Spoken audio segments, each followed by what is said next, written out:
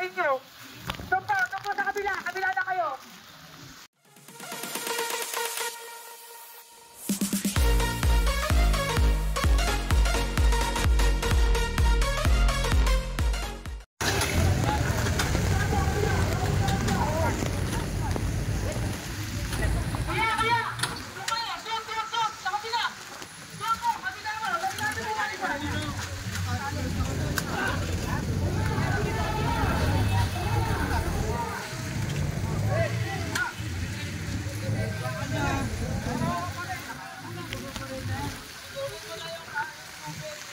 Mga master, nandito tayo ngayon sa may Wanluna, sa may Divisoria, malapit sa may KP Tower. Ito dahil tong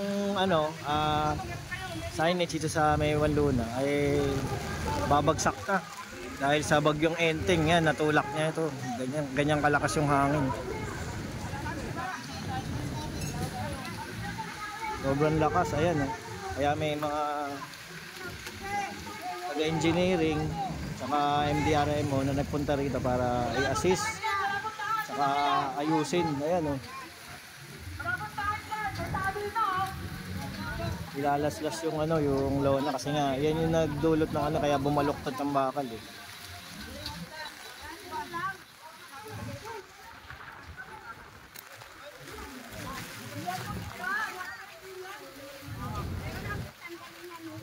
Lakas ng hangin itong bagyo na to, itong bagyong Enteng. September 2, 2024 ngayon, mga master. Ayan, grabing lakas.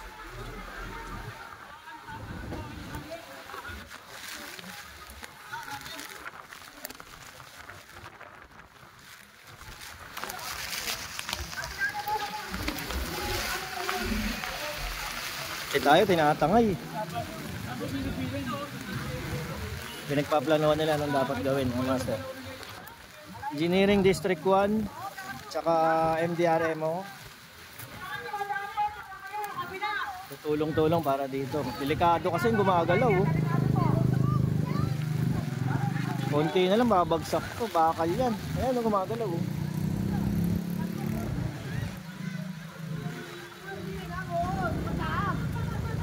Kaya yung mga gumagawa na din, naiilang din.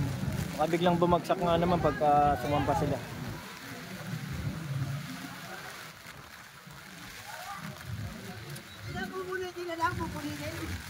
Yan, papanik yung si Kuya na taga MDRMO.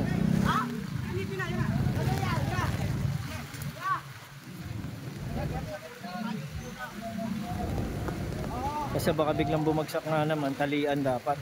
Ayan, tatalian na nag.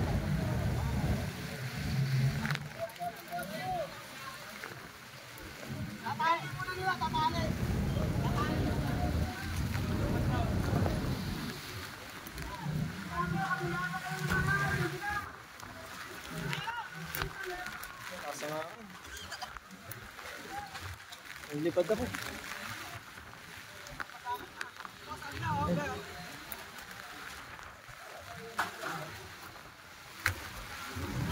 Grabe lakas, pasensya na, sabit na. Hindi kaya ng payong.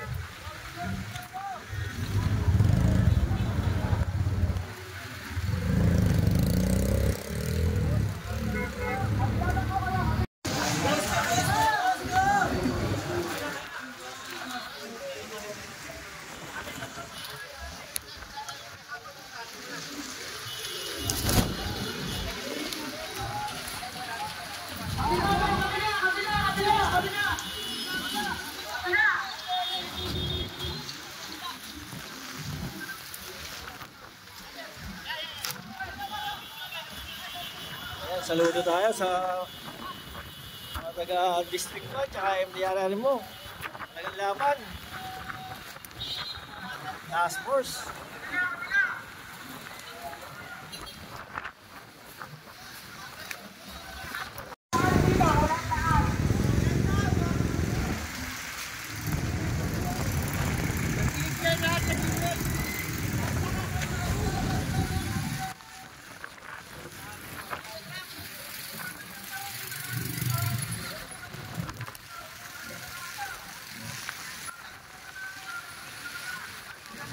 Tinatastas na nila yung loon eh. Kasi gumabaluktot na yung bakal, gumagalaw na. Kaya tinalian nila para hindi sakasakali.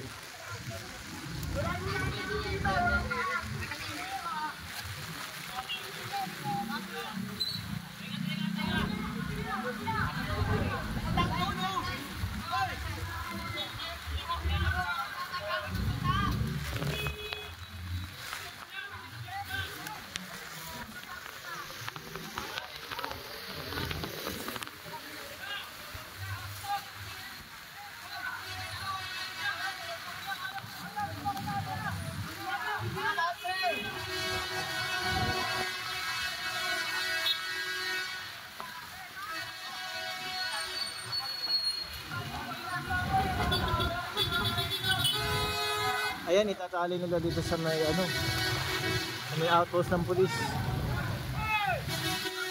Itatali nila dun para naman ano man mangyari, may suporta.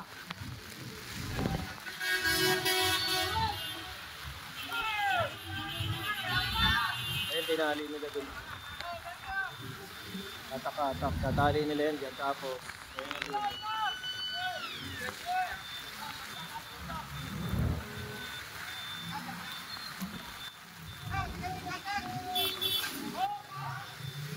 Tinali na.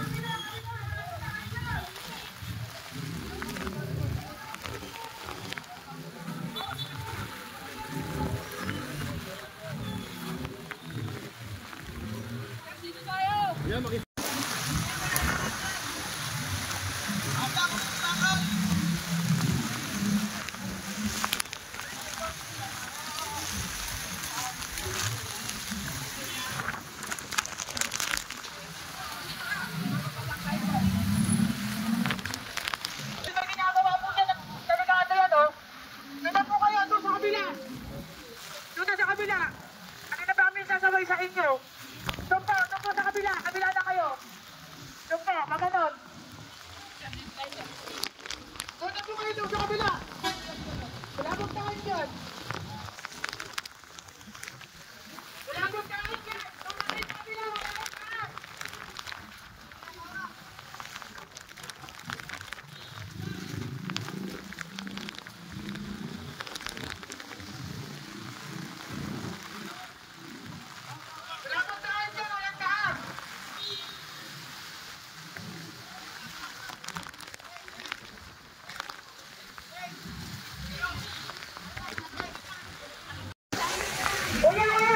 May dumating pang isang truck ng Manila DRRMO. Ayan, para dagdag ano, puwersa. Kasi ang laki nitong ano, signage. Baluktot na yung bakal oh.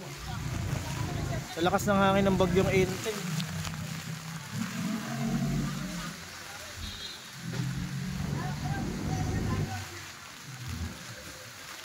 Grabe yung hangin, nabaluktot na yung bakal oh.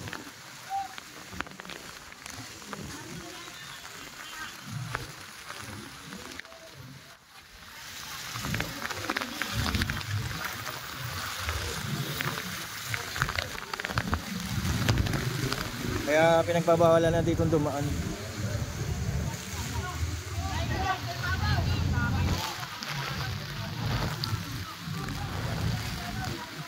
Kabila na to, kabila, kabila. Kabila na kayo. Baka kasi biglang bumagsak. Mawala sa pagkakahinang nitong ano, bakal. Baka delikado na ito. Ngayon isasampa ata dito sa may truck yung hagdan para mas mabilis tsaka hindi delikado.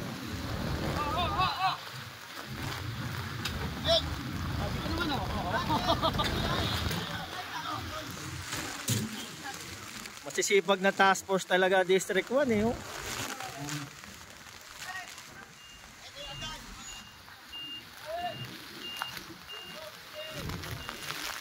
Ganitong sitwasyon walang maaasahan mo.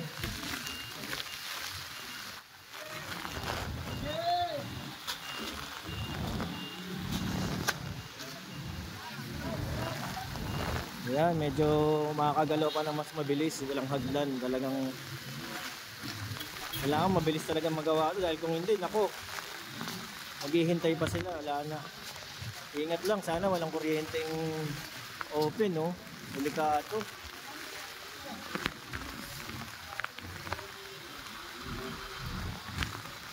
Kensya na mga master sa pagbibideo ko. Ang ginaw. Hingig na ako. Lakas ng hangin. Lipat tayo rin. Ate, sa kabila po. Ato na po tayong taon dyan. Kabila! Ayun siya pag naka-side view. Ayan yung tsura niya. Diba? Maluktot na.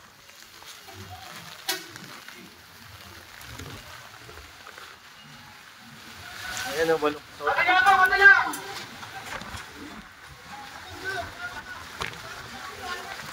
Lakas, lalong lumangas yung hangin, no? Kaya dito lang sa gilid, eh.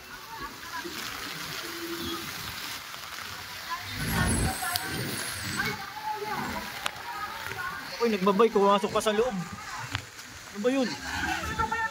Doon pa siya tumambay. Delikado nga. Doon pa siya dumaan.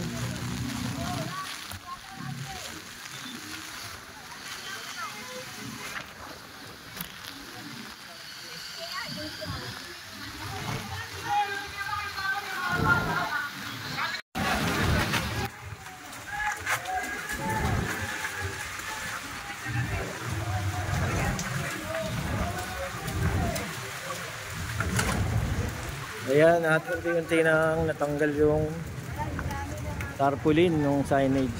Yun yung naging dahilan kaya bumaloktot to eh. Sa lakas ng hangin, tinutulak niya. Ngayon tinanggal na kahit papano. Medyo safety. Tapos tinali nila doon sa may truck.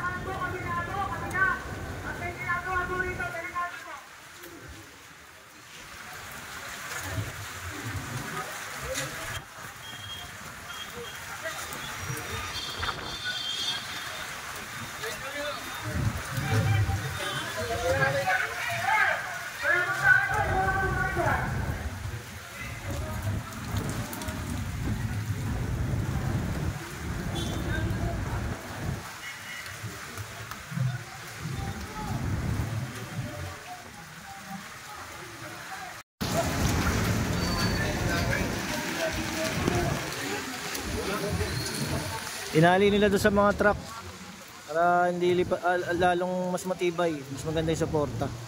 Hindi pa rin.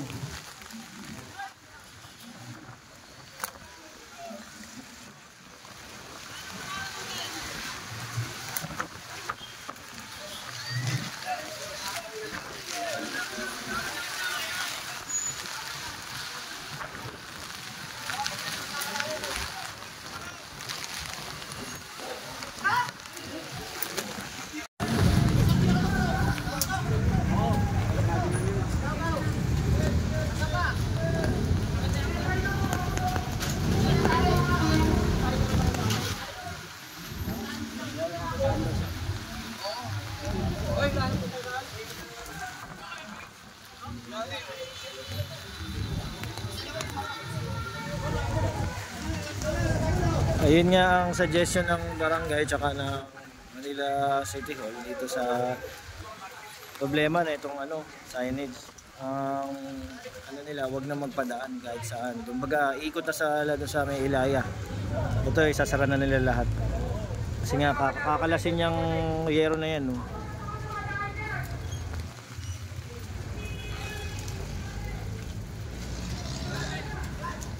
Ay pagbabawalan ng dumaan dito dahil delikado nga.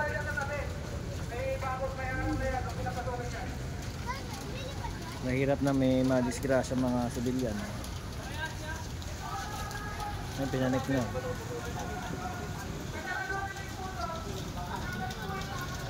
Ay, atay.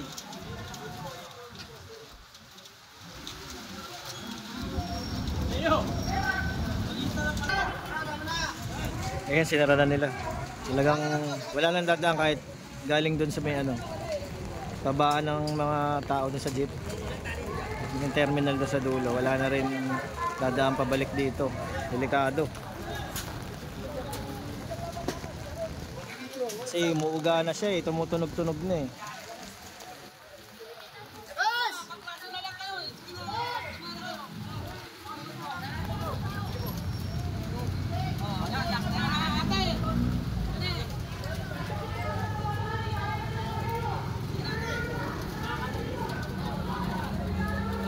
Yan yung kinakalas nila mga master oh. Yan ang pagtain ano ng hangin talaga, tanggal. Kasi dalawang hole na lang daw ang naka-welding. Kumbaga, konting pagpag na lang ng hangin. Bagsak yan. Ang problema, baka makatama. Delikado.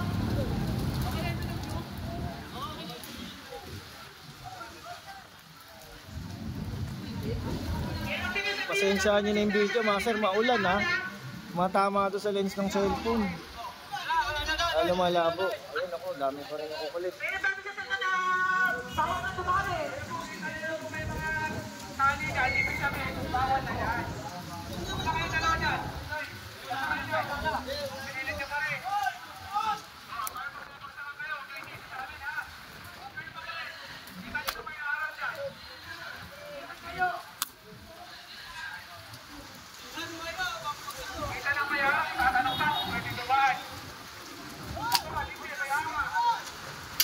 Yan na, hata. Baka bumagsak, nilalagyan ng suporta, tinatalian na yan. Papunta dun. Hindi pa rin humihinto yung bugso ng hangin, ang lakas pa rin.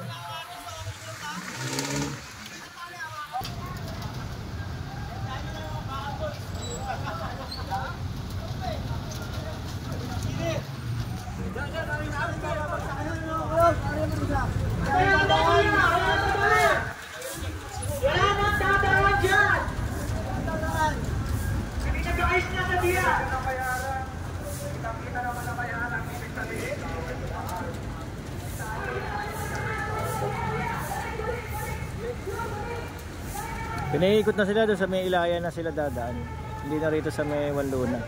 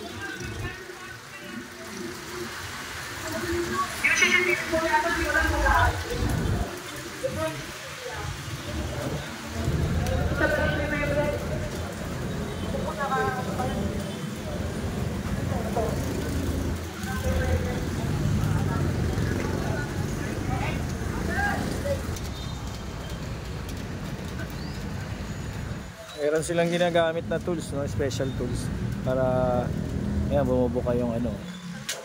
Yun. Opya. Baka biglang bumagsak, delikado.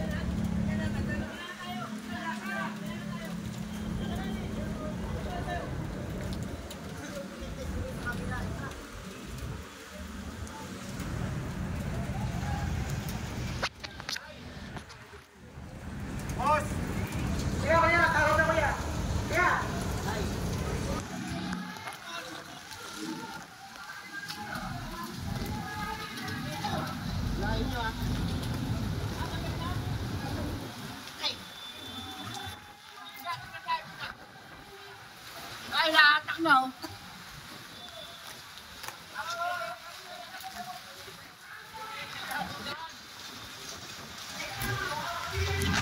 Lamig!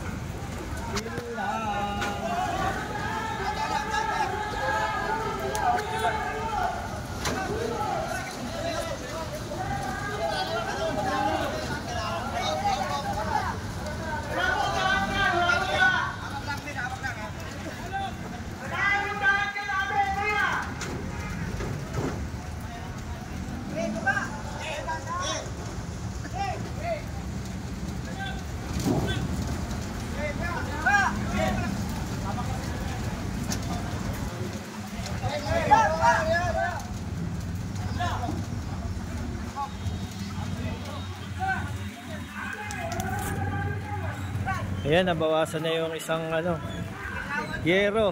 Yan nandun sa taas. Isa na lang ang problema, ayun, yung natitira.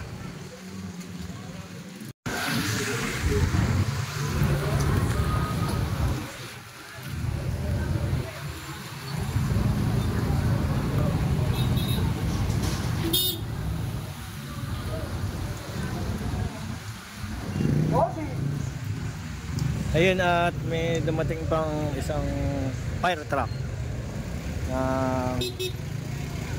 Bureau of Fire. Ayan, para tumulong para dito sa delikadong signage na to.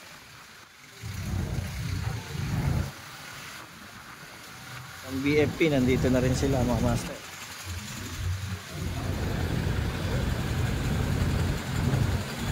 Delikado kasi ito eh. Kuryente dapat matanggal eh. Ayan oh.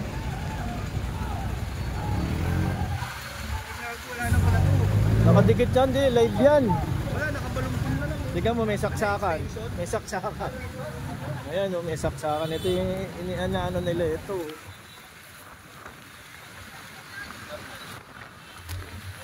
Ayan yung orange. Ayan, ito may saksakan. Kaya hindi nila magalaw-galaw dahil nga lahat na bayanan nila yung Meralco. Ang tagal daw. Shout out sa Meralco, ang tagal nyo daw dumating. Hindi nila magalaw-galaw to dahil may mga live wire, sabi nga ni Kagawad, na nakapatong. Saka yung tulad niya nakaikot. Nandito pa nga yung ano, yung switch niya.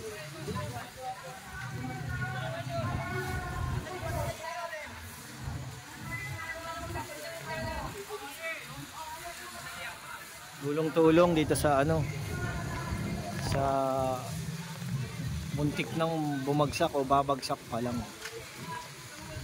Merong kasama ng Manila Disaster Risk Reduction and Management o MDRRMO, sama ang Engineering District 1 at ang Bureau of Fire Protection. Kaya pinagbabawalan na dumaan na dito dahil dyan.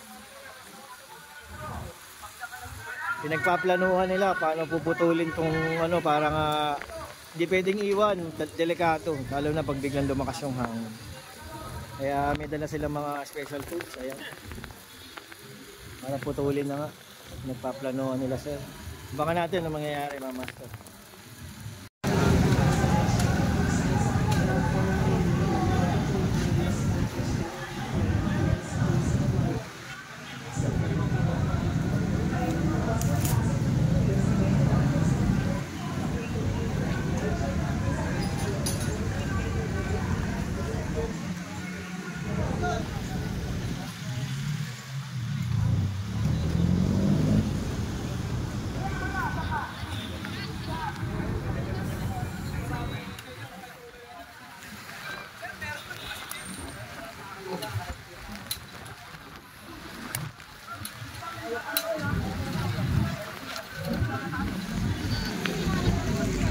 At eto na nga mga master, dumating na yung ibang mga truck na mga boom o para dagdag tulong din.